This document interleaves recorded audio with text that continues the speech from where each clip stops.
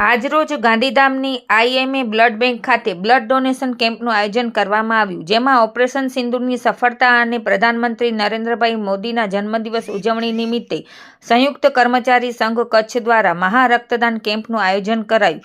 આ કેમ્પમાં કર્મચારીઓ દ્વારા બ્લડ ડોનેટ કરી વધુમાં વધુ લોકો આ કેમ્પનો લાભ લે અને વધુમાં વધુ રક્તદાન થાય તે અંગે ઉત્તમ ઉદાહરણ બની માર્ગદર્શન આપવામાં આવ્યું।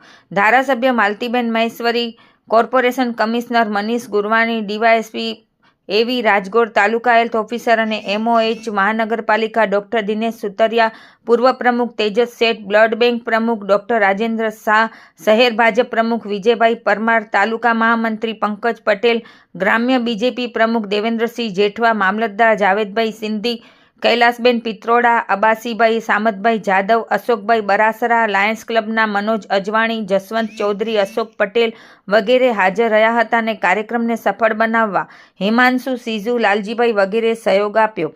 લાયન્સ ક્લબ ગાંધીધામ દ્વારા સહયોગ આપવામાં આવ્યો હતો। મહા રક્તદાન કેમ્પનો બહોળી સંખ્યામાં સંયુક્ત મોરચાના કર્મચારીઓએ રક્તદાન કર્યું હતું।